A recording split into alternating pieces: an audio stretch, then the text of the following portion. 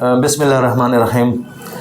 Professor doctor Alamzeb Khan, PhD veterinary clinical medicine. आज मैं एक इंतहाई अहम टॉपिक के बारे में बताना चाहूँगा जो अक्सर लोग गलतियाँ करके और उसके बाद जो है ना उस गलती की बिहाफ पे उनके जानवर ज़ाय हो जाते हैं या उनमें जो बीमारी है वो एक्सटेंड कर जाती है, बढ़ जाती है। ठीक, तो इसमें बहुत से लोग गलती करते हैं। गलती क्या करते हैं कि वो क्वालिफाइड वेटनरी डॉक्टर को उसको कांटेक्ट नहीं करता, कंसर्न नहीं करता, किसी आम बंदे से वो मेडिकेशन करता है जानवर का या इलाज करता है, उसकी वजह से वो मसाइल बढ़ जाते हैं। वो क्या है? वो एक दो किस्म के पॉइंट है जो मैं आपको बताना चाहूँगा। एक होता है डोज और एक होता है डोजेज।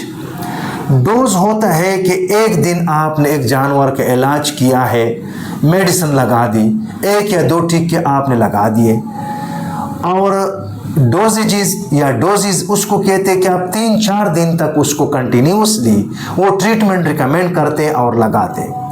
तो अक्सर लोग क्या करते हैं कि वो इलाज एक दिन, एक जानवर में एक बीमारी है तो उसका एक दिन उसने इलाज कर दिया, बस मेडिसिन वो मालिक को बता दिया कि बस 1-2 इंजेक्शन ये ठीक हो जाए। ये कभी ठीक नहीं हो सकती, ये याद रखें। बीइंग एक प्रोफेसर, एक वेटनेरियन, एक क्वालिफाइड PhD प्रोफेसर मेडिसिन में स्पेशलिस्ट, कभी भी ऐसी मेडिसिन नहीं है जो एक टीके के साथ जानवर पाँव पे खड़ा हो जाता है और वो रिकवर हो जाता है और जरासीम ख़त्म हो जाता है। कभी भी नहीं हो सकता।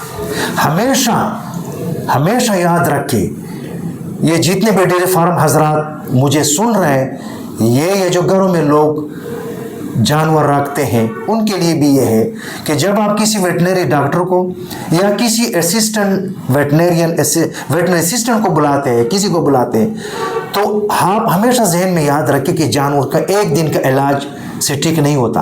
आपने हमेशा उनसे पूछना है कि मैं कितने दिन तक इसका इलाज जारी रखूँ ताकि ये रिकवर हो जाए, जल्द से जल्द रिकवर हो जाए।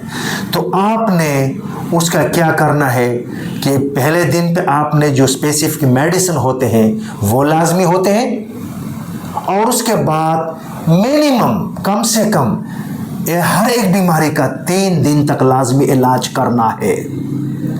3 दिन के बाद अगर उसमें 1 या 2 दिन में उसमें रिकवरी आ रही है, बेहतरी आ रही है, तो उसको जारी रखें। नहीं आ रही है तो दोबारा डॉक्टर से रब्ता करें। अगर उसमें बेहतरी आ रही है तो आप 3 से 5 दिन तक भी उसको एक्सटेंड कर सकते हैं, ले जा सकते हैं, लेकिन उसको रोकना नहीं अगर उसमें रिकवरी आ रही है। तो ये तो डोज और डोजेज का आ गया।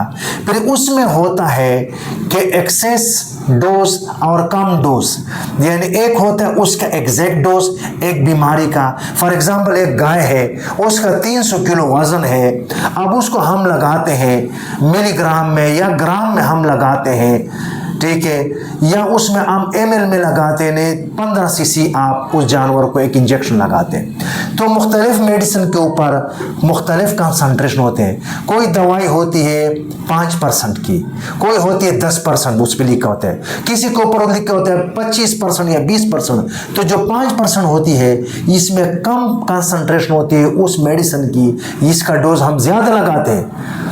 जिसमें 25% होती है लिखा होता है, इसमें कंसंट्रेशन ज़्यादा होती है, इस दवाई का हम कम लगाते हैं। तो अक्सर जो अनपढ़ लोग होते हैं वो उसमें लिखते हैं कि ये ऑक्सीटेट्रासाइक्लिन है, ये फलाना है, इंजेक्शन तो उसी तरह है। कंसंट्रेशन को नहीं देखते कि हाई है लो है, तो हाई वाला कंसंट्रेशन उस जानवर में 25 cc लगा या 20 cc लगाते, उसका नुकसान क्या होता है?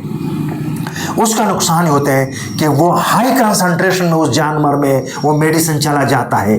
जब हाई कंसंट्रेशन में उस जानवर में या परिंदे में जाता है, उससे उसकी कलेजी डैमेज हो जाती है, टॉक्सिसिटी हो जाती है, गुर्दे डैमेज हो जाते हैं, किडनी डैमेज हो जाती है, लंग्स डैमेज हो, हर ऑर्गन जो है डैमेज होना शुरू हो जाते हैं और जानवर बीमारी की तरफ जाना शुरू हो जाते हैं। उसका इम्यून सिस्टम जो कुव्वत मुदाफ़ा सिस्टम होता है, इस एक्सेस मेडिकेशन स्ट्रेस की वजह से वो नीचे आना शुरू हो जाते हैं और उसके ऊपर तरह तरह की बीमारियां अटैक करना शुरू कर देते हैं। तो स्पेशली इसका ख्याल रखें कि जो एक्सेस डोज और कम डोज ना लगे। कम डोज लगाते हैं तो उसका क्या नुकसान होता है? उसका ये नुकसान होता है कि जो जरासीम होता है वो रेजिस्टेंस प्रोड्यूस करता है, वो दोबारा वही मेडिसिन उस पर अमल नहीं कर सकता और उसके खिलाफ कुव्वत रेजिस्टेंट वो बैक्टीरिया पैदा करते हैं।